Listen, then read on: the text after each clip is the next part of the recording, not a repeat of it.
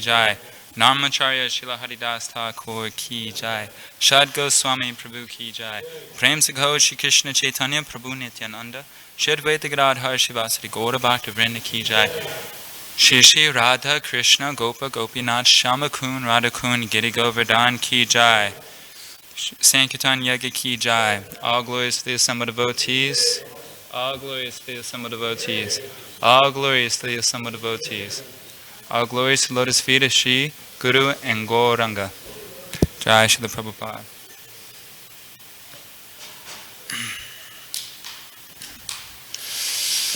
Om Namo Bhagavate Vasudevaya. Om Namo Bhagavate Vasudevaya. Om Namo Bhagavate Vasudevaya.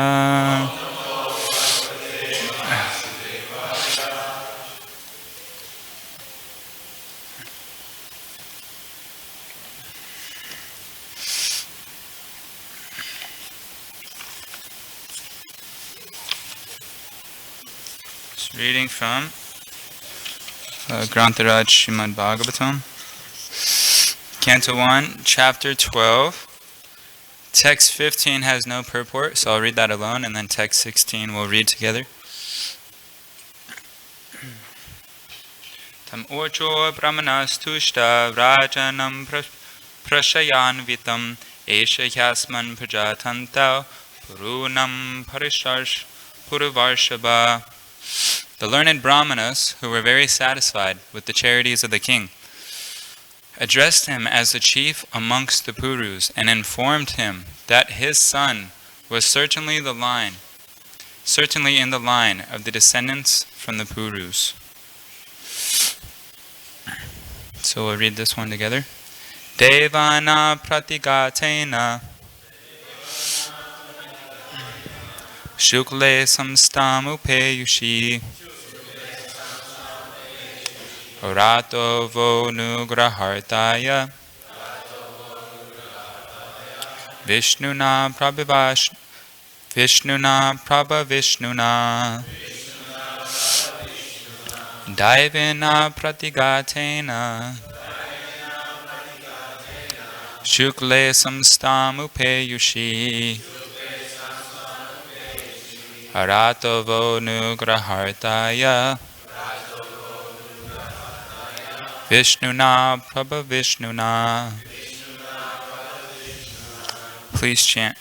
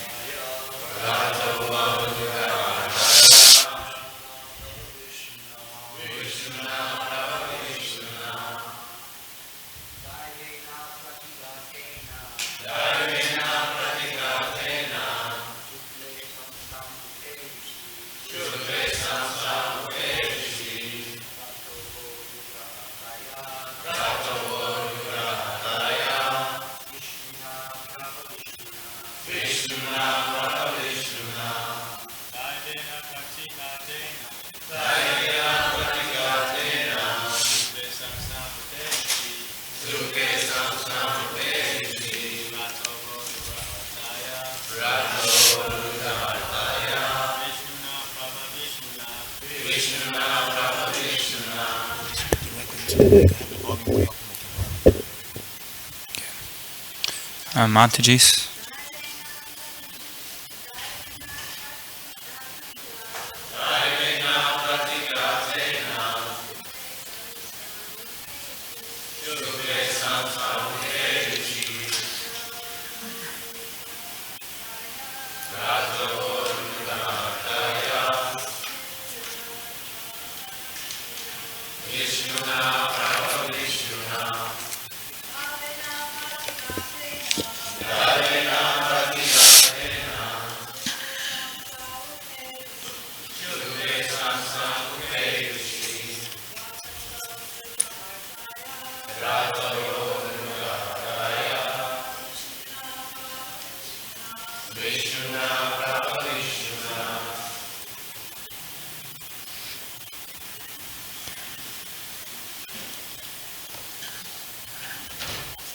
Okay, so word for word translation. Daivena, by supernatural power. Apratigatena, by what is irresistible. Shukle, unto the pure. Samstam, destruction. Upayushi, having been enforced. Rataha, restored. Vaha, for you. Anugrahartaya, for the sake of obliging. Vishnuna, by the all-pervasive Lord. Prabha Vishnuna, by the all-powerful. This is translation, Srila Prabhupada. The Brahmanas said, this spotless sun has been restored by the all-powerful and all-pervasive Lord Vishnu, the personality of Godhead, in order to oblige you. He was saved when he was doomed to be destroyed by an irresistible supernatural weapon. Purport. The child Parikshit was saved by the all-powerful and all-pervasive Vishnu, Lord Krishna, for two reasons. The first reason is that the child in the womb of his mother was spotless due to his being a pure devotee of the Lord. The second reason is that the child was the only surviving male descendant of Puru, the pious forefather of the virtuous King Yudhishthira. The Lord wants to continue the line of pious kings to rule over the earth as his representatives for the actual progress of a peaceful and prosperous life. After the battle of Kurukshetra, even up to the next generation of Maharaj Yudhishthira was annihilated, and there were none who could generate another son in the great royal family. Maharaj Parikshit, the son of Abhimanyu, was the only surviving heir apparent in the family, and by the irresistible supernatural Brahmastra weapon of Ashvatthama, he was forced to be annihilated. Lord Krishna is described herein as Vishnu, and this is also significant. Lord Krishna, the original personality of Godhead, does the work of protection and annihilation in his capacity of Vishnu. Lord Vishnu is the plenary expansion of Lord Krishna. The all-pervasive activities of the Lord are executed by him in his Vishnu feature. Child Parikshit is described here as spotlessly white because he is an unalloyed devotee of the Lord. Such unalloyed devotees of the Lord appear on the earth just to execute the mission of the Lord. The Lord desires the conditioned souls hovering in the material creation to be reclaimed to go back home, back to Godhead. And thus he helps them by preparing the transcendental literatures like the Vedas, by sending missionaries of saints and sages, and by deputing his representative, the spiritual master. Such transcendental literatures, missionaries, and representatives of the Lord are spotlessly white because the contamination of the material qualities cannot even touch them. They are always protected by the Lord when they are threatened with annihilation. Such foolish threats are made by the gross materialist. The Brahmastra, which was thrown by Ashvatthama at the child Parikshit, was certainly supernaturally powerful, and nothing of the material world could resist its force of penetration. But the all-powerful Lord, who is present everywhere, within and without, could counteract it by his all-powerful potency, just to save a bona fide servant of the Lord and descendant of another devotee, Maharaj Yudhishthir, who was obliged by the Lord by his causeless mercy.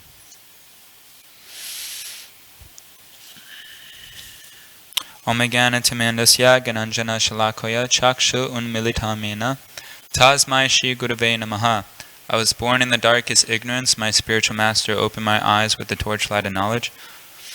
I offer my humble obeisances and my life to his lotus feet. Jai Shri Krishna Chaitanya Prabhu Nityananda Shri Advaita Gadadhar Shivasari Gaura Bhakta Vrinda.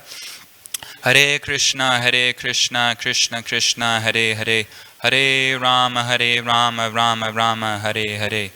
Vanchakalpatarivishya Kripasindabhi Evacha Patitanam Pavanibhyo Vaishnavibhyo Namo Namaha. Okay.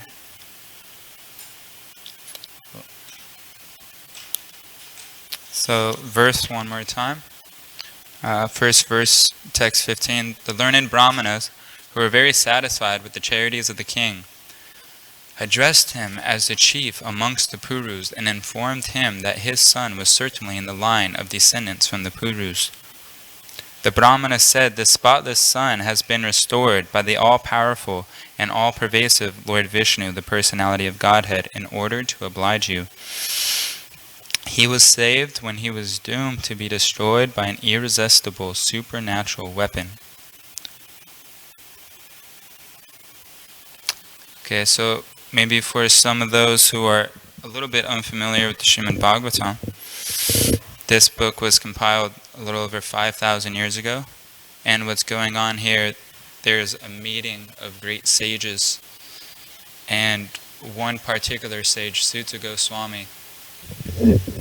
Goswami is speaking to this assembly of sages, and one of his main disciples in that assembly is someone named Shonaka Rishi.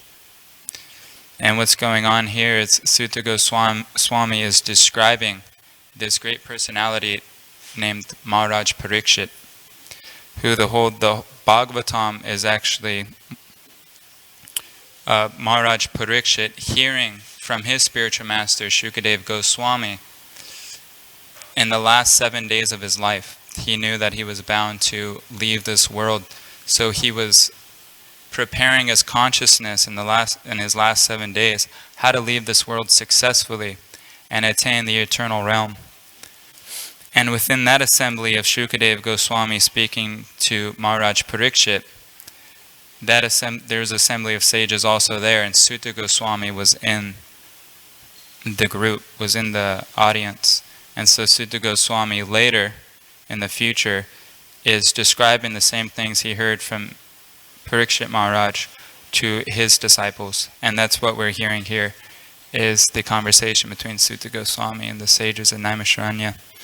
And if we remember from the last chapter, entitled Krishna Entering the Capital of Dwarka, it's a lengthy chapter of the glories of Krishna and his relationship with his devotees in Dwarka, and how the women of Dwarka are glorifying Krishna in many different ways.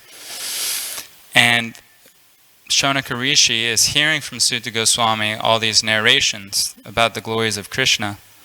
And after hearing about the glories of Krishna in Dwarka, how does Shonaka Rishi reply? And that's the first verse of this chapter that we're on, chapter 12. And he seems to change the subject to another personality named Parikshit. And we understand that Sutta Goswami was directly hearing about Krishna in the last chapter. Why is he changing the subject to somebody else? And we understand the devotees are eager to always relish the nectar of Shravanam, Kirtanam, Vishnu Smaranam, always hearing, chanting, and remembering Krishna. We sing every morning, Shri Radhika Madhavayodapada, Madhurya Lila Guna Rupa Namnam, Pratik Shanasva Dhanalolupasya Vande Guru Shri Charanardavindam, So the third line of that verse, Pratikshanatva Dhanalolupasya, it actually means that the spiritual master, the pure devotee, is always eager to relish the hearing and chanting and remembering of the divine couple, Sri Radha Madhava, and their divine pastimes and their gunas, their qualities, their forms, their names, etc. So why is it here that this great soul Shonaka is changing the subject from Krishna to this person named Parikshit? And actually in the next verse he gives 3 questions to Sutta Goswami. He asks how this highly intelligent and great devotee named Parikshit was born in the womb of his mother. The second question he asked, how was it that his death took place? And the third question was, what did this personality achieve after his death? So if we analyze why Shaunaka Rishi first of all changed the subject from Krishna to someone named Parikshit, and how Sutta Goswami answers his 3 questions. And in a lecture, Srila Prabhupada is describing the pastime with Lord Shiva and Parvati. And this is Prabhupada directly. He's saying, so the question was, which worship is the best? Which is the highest form of worship? So Lord Shiva replied, Aradhanam Sarvesham Vishnu Aradhanam Param. My dear Parvati, of all methods of worship, Vishnu worship is the topmost. But then he goes on to say that Tadiyanam Aradhanam, Tadiya means those who are in relationship with Vishnu, just like his devotee, Tadiya. Tulsi Vriksha, Tulsi is also Tadiya. Our temple is also Tadiya. Tadiyanam Aradhanam. So of all methods of worship, Vishnu worship is the best. And better than Vishnu worship is to worship his devotee or things in relationship with Vishnu. So from one perspective, we can understand that simply by hearing and speaking and glorifying the pure devotees is extremely purifying to the heart and also very relishing. And by doing so is extremely pleasing to Krishna. It actually pleases Krishna more when we glorify his devotees than if we glorify him directly. And there are many books written just specifically in glorification of devotees. Like we have the Prabhupada Lilamrita by Satsarup Das Goswami, a huge volumes of books written directly about the glories of Srila Prabhupada. And many Prabhupada's disciples have also written many different books. And we were reading just the other day, Srila Bhakti Siddhanta Vaibhava, was a very lengthy volume of the glories of Srila Bhakti Siddhanta Saraswati Thakur. And Rupa Goswami, he compiled a book named Radha Krishna Gonadesh Deepika, which actually he explains Radha and Krishna and Vrindavan, but not only Krishna, he explains each devotee, each primary devotee in Vrindavan, what their name is, what they look like, how they behave, how they dress, what their specific service is to Krishna. And the whole book is all about the different devotees of Krishna in Goloka Vrindavan.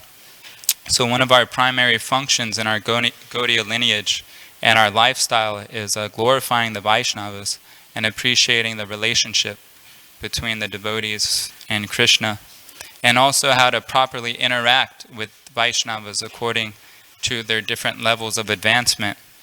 And Chaitanya Mahaprabhu empowered Prabhupada to create a society, an international society, ISKCON. And what is ISKCON? It's just a group of sincere people that are trying to work together to serve God. It's just people coming together trying to love God and organizing facilities in such a way where people can come and take shelter. So understanding that ISKCON is the shelter of the Vaishnavas and Krishna, and also a training facilities in which, yes, we become free from anarthas and we are developing our love for Krishna. But perhaps one of the most important things is to learn how to love and serve the Vaishnavas, those who are very dear to Krishna. And Krishna is never alone. He's always there with unlimited devotees. In the spiritual world, there's unlimited devotees. So Prabhupada gives the example that if someone wants to enter a higher planet, he has to attain a body that's suitable to live in that planet. For example, to enter the sun globe, is impossible with our earthly bodies. But if one attains a fire body, then he can live there. And similarly, if someone lives underwater, you have to attain the body of an aquatic, etc.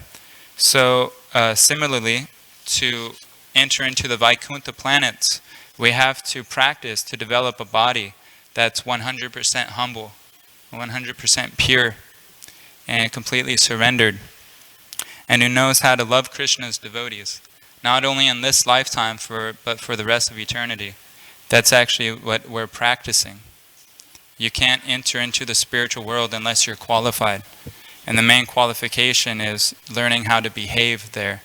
You don't want to cause a ruckus in the spiritual world. That's the reason why we're here, is to learn how to be humble. And one very amazing devotee I know, he's in charge of 2 temples. He's opened one of them.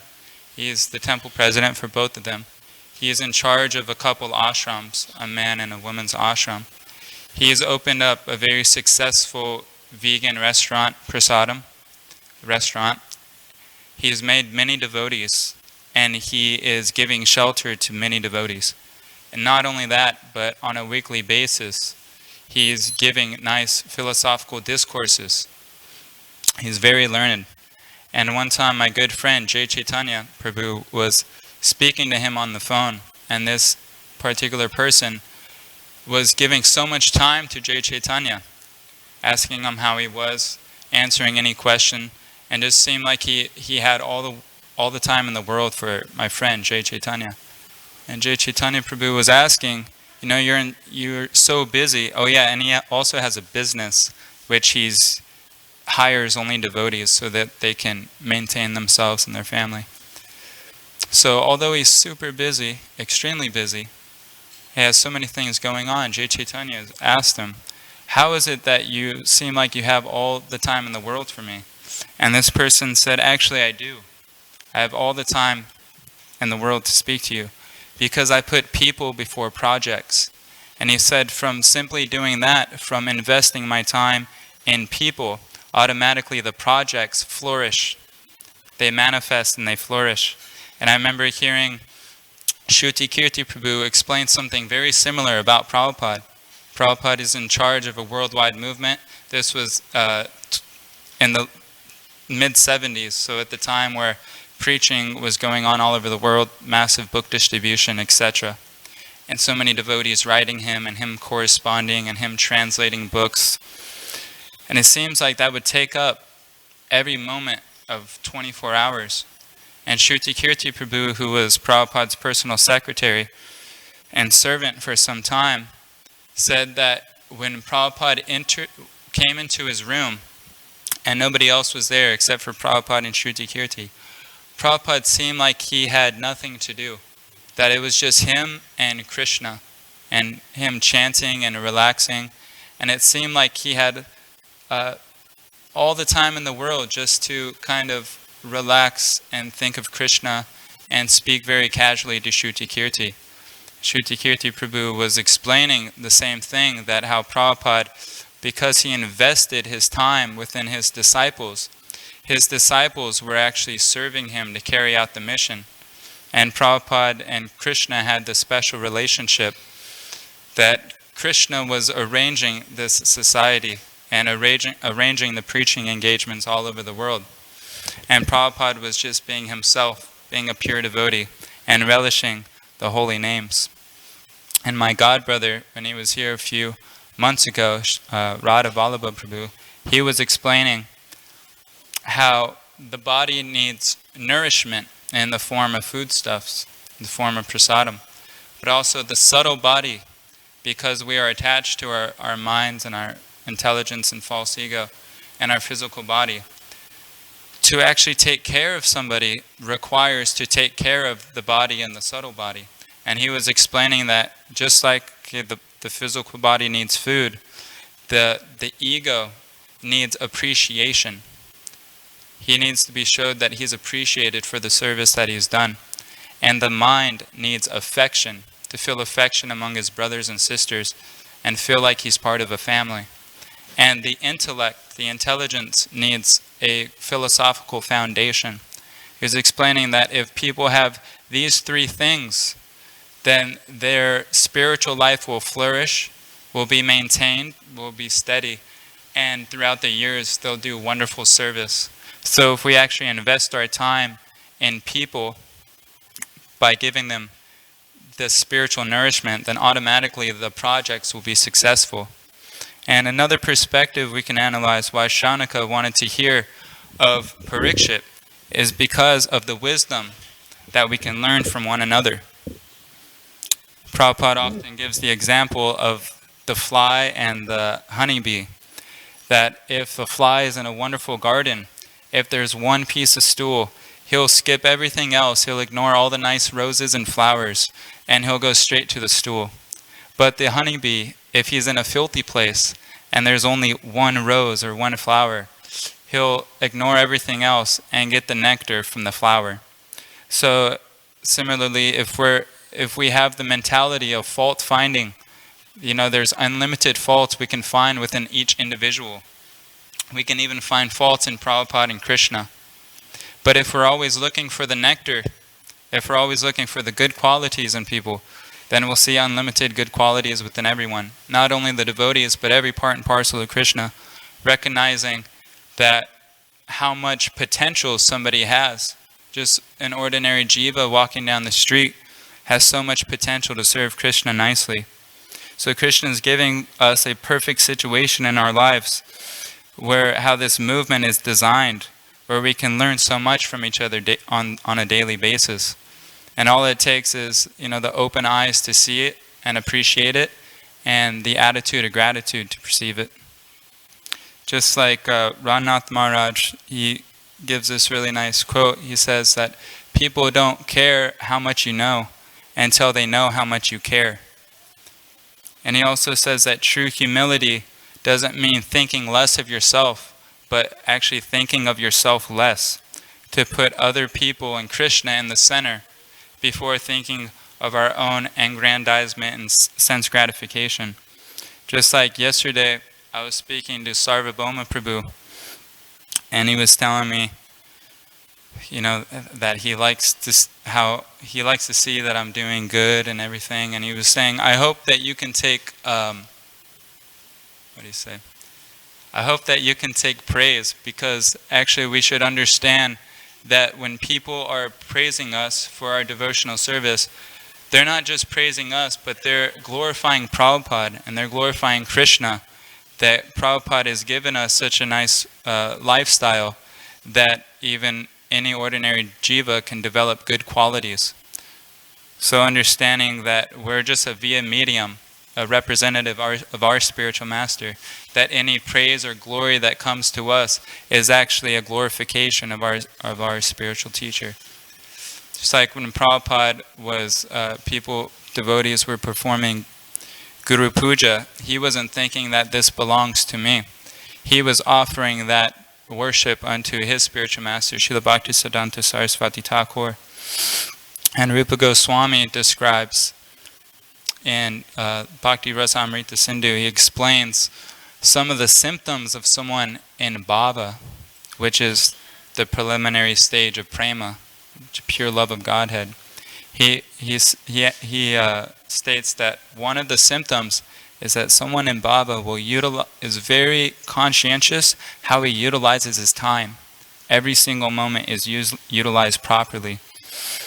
And then in the Upadeshamrita, another book written by the same person, Rupa Goswami, he's explaining step by step how to attain Krishna Prema. And first of all, how to control the senses, the 6 things that are favorable for devotional service, the 6 things that are unfavorable. And in the next verse, he describes the 6 loving exchanges between devotees. And from the Bhakti Rasamrita Sindhu, utilizing our time properly, Rupa Goswami wrote this verse, thinking it very important that we utilize our time to actually perform these 6 loving exchanges. And that's one of the activities, very important, one of the most very important activities to actually develop the higher stages of Krishna consciousness, until we're actually able to relish Radha and Krishna in Vrindavan, as well as all the devotees of Vrindavan. So in this particular circumstance that we're reading in the Srimad Bhagavatam, Krishna is actually utilizing Maharaj Parikshit to set an example for us to follow, and which he often does using his pure devotees to set an example for the general populace at large. And two of Shaunaka's questions were, how did this great personality Parikshit die, and what did he achieve at the time of death? So from one perspective, we can understand that Parikshit Maharaj is an acharya. He's showing us the perfect example of how to prepare for that final moment, for the final exam. And he's teaching us that if we sufficiently prepare ourselves properly, the amazing opportunities and the destination the soul can achieve upon leaving this temporary existence. So Sutta Goswami begins answering his questions, seemingly almost changing the subject if one is not analyzing everything in perspective, because the first verse that he gives in answering these questions, Sutta Goswami starts to glorify another devotee. He starts to glorify Yudhishthira Maharaj. And he is saying that Yudhishthira Maharaj was so selfless, he had no tinge of selfish ambition, that although he had these worldly possessions, fame and sovereignty over the whole earthly planet, that even the demigods and the celestial planets desired what Yudhishthira Maharaj had in his earthly possessions. Yudhishthira Maharaj was actually detached from all of this, and he was using everything in the service of Krishna. All he cared about was the service of Krishna. He was unattached to everything else. And Srila Prabhupada, in a purport, he called Yudhishthira Maharaj the personality of goodness. So we know Krishna is the personality of Godhead. Prabhupada says Maharaj Yudhishthira is the personality of goodness. And then Sutta Goswami goes on to explain that how Yudhishthira Maharaj properly performed yagyas and charity to the brahmanas for the auspicious birth of Maharaj Parikshit, how Ashvatthama sent the Brahmastra, and how Vishnu appeared within the womb of Uttara and saved Parikshit Maharaj from the Brahmastra, etc. And then he was explaining how the constellation of the planets were very auspicious at the time of Parikshit Maharaj's birth. And then later in the chapter, we can see that Sutta Goswami starts to just glorify Parikshit Maharaj.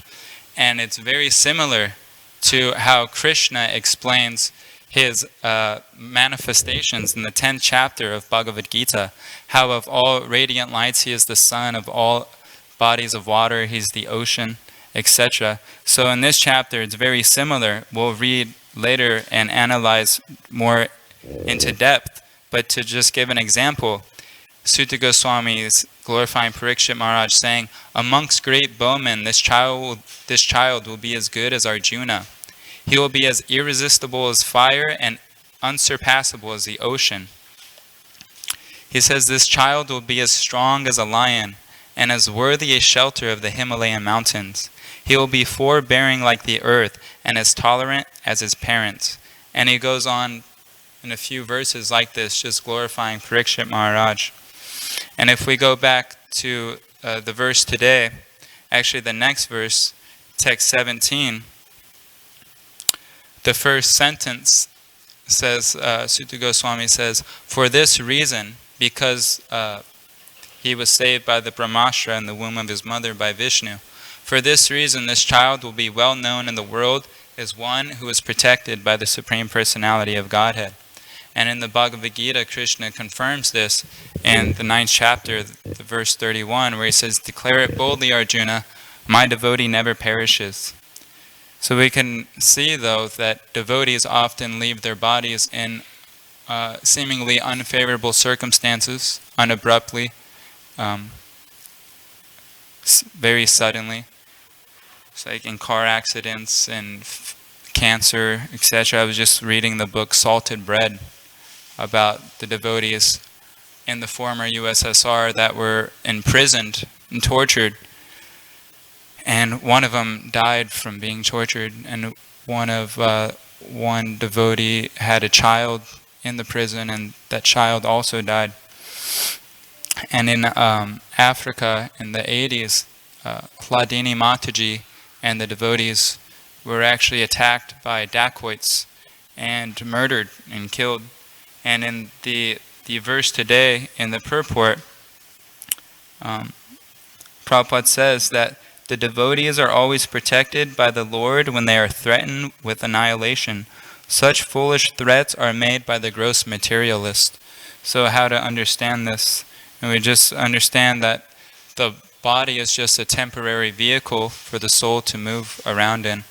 And Krishna protects the soul of the devotee, not necessarily the body. Krishna perfectly arranges the external situation for the devotee to come back home, back to Godhead faster. A glorious life isn't just a long life. A glorious life is one which one goes back to Godhead and goes back home. And a glorious life also means a life of dedication. Dedication doesn't necessarily mean how many years one invests in his spiritual practice, although steadiness is a sign of sincerity.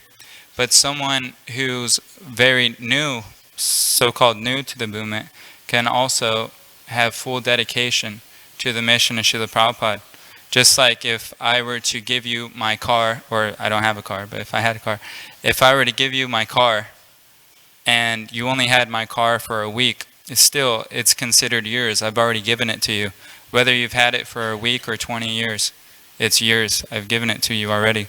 So in the same way, whether we've been in the movement for 1 year or 20 years or 40 years, if you've already made that decision of giving your life to serving Srila Prabhupada and Sri Chaitanya Mahaprabhu's mission, then one is truly surrendered. And he has given his life as a dedication. Just like Srila Prabhupada in Vrindavan, he was, before he came to America, he was relishing, the topmost transcendental pastimes of Radha Krishna. And he was in his home. He called Vrindavan his home, Mayapur his place of worship, and Bombay his office. So Vrindavan was his home. He's a resident of Vrindavan coming down to actually deliver this message to the fallen souls. He could have just relished his bhajan in Vrindavan, but instead he sacrificed his internal absorption to come and bring it to us. So in the same way, we can be living a double life. Like Chaitanya Mahaprabhu explains to Sanatana Goswami, that one should perform his devotional service with the mentality of an unchaste wife. And what he means by this was that the woman, a Mataji, let's say, is married to her husband. If she has a paramour, is having an affair outside of her marriage, she will do her household duties in such a way that her husband will not notice anything. She'll do her household duties even nicer. But mentally, she's thinking of her paramour. She's thinking of her beloved. So in the same way, we're performing our external duties of devotional service and spreading Krishna consciousness. But living a double life means internally we should trying to be absorbing this philosophy and the pastimes of Krishna with his devotees in either of the spiritual realms that one is attracted to. So if anybody has any questions, I'll try to answer them. Please forgive me for my offenses. Yes, Sachin Sunami Prabhu.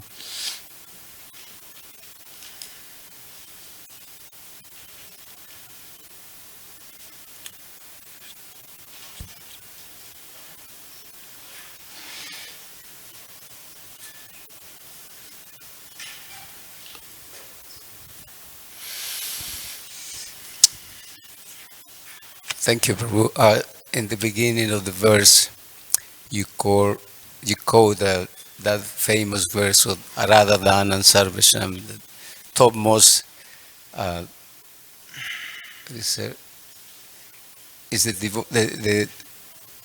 What is the devotee or the Tadiya.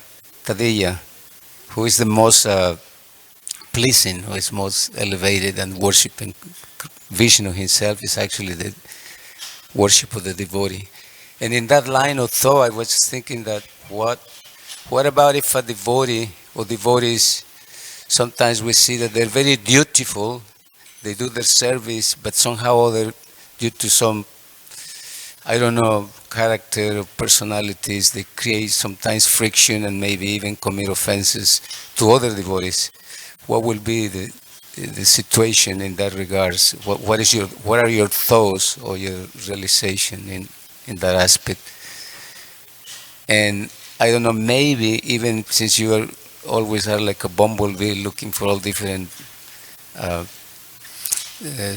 extract some nectar from different books. If you know the pastimes of Ramanujacharya with his two devotees when he was, do you know that pastime? Oh yeah. Okay, you can blend with that two things for the question that I'm asking. Are you talking about when one devotee went to like a king, and then because Ramanujacharya had two disciples, one was a Yes. king and one was a poor person. Two devotees went to, he was on a tour and then he sent them to see how is this particular devotee doing.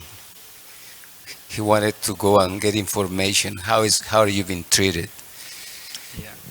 Okay, so it's, your first question, someone who's very dutiful and sincerely trying to engage in devotional service and preach, and because he's so occupied with his service, sometimes he neglects good interactions with the Vaishnavas and may even commit some sort of offense.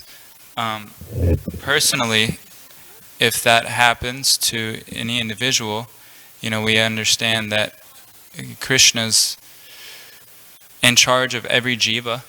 He's directing everyone in the heart, and understanding that that person is in the shower. He's becoming purified, and we have so much baggage that we're coming into devotional service with. So many anarthas. So those anarthas are automatically coming out through our service, especially if one is sincere, like you said. So understanding that that person is becoming purified, he's just in the shower, and at least for ourselves, we shouldn't commit the same mistake by judging him and by judging that person and by finding the bad qualities in him, but rather saying the good qualities in him. So that we can do for ourselves. And if that person is open to suggestions, we can humbly suggest, or we can humbly speak our mind. That's one of the 6 loving exchanges Rupa Goswami speaks about, is revealing your mind in confidence and speak and having confidential conversations between one another. So it's not wrong to reveal your mind. I know Jai Chaitanya Prabhu sometimes would reveal his mind to me that I did something that he wasn't very pleased with. And at first it would hurt my false ego. The knee-jerk reaction is, why is this person saying I did something wrong? But then, trying to take the humble position, okay, maybe this is something that I need to work on. Jai Chaitanya Prabhu is pointing out something that I haven't practiced so much. Just like yesterday, I was talking with Brigupati Prabhu about relationships between devotees, and he revealed his mind, and he said, to be honest, when he was telling me, he said, to be honest, when you were brand new, I was kind of annoyed by you. He was saying, I saw that you were sincere, but you weren't acting so humble. You were not very respectful. And so I just thought, okay, here's this kid, I hope he does good in his spiritual life, but I'm not going to spend much time with him if he's not humble and respectful. But he was saying that I've been trying to work on that throughout the years, and now he's giving me a lot more mercy than before.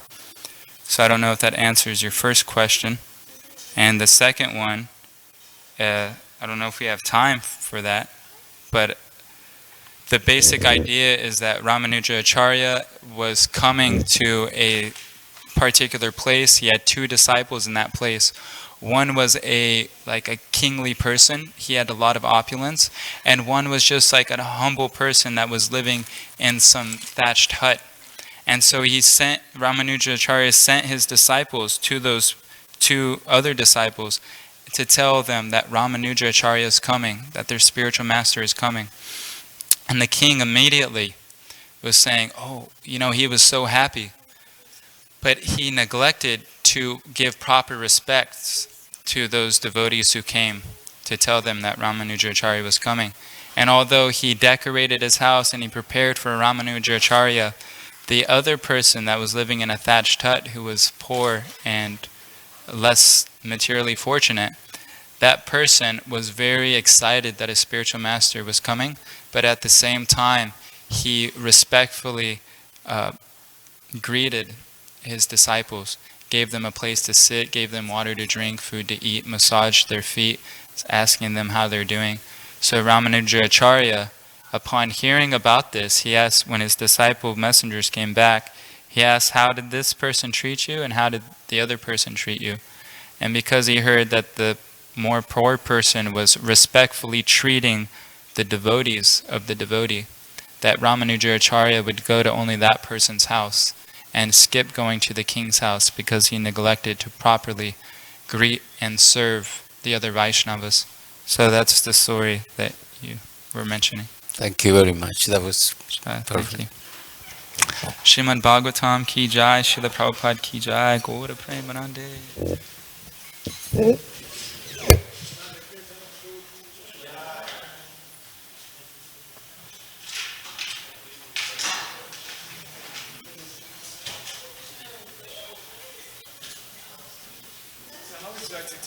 Is he coming back? Chaitanya, you mentioned his holy name so many times. How is he doing? Is he coming back? Yeah? What's the story? He's in New York in the service. Shooting books, helping devotees. Good to know. Thank you. See? See what happens when you surrender? Give it a go. Thank you.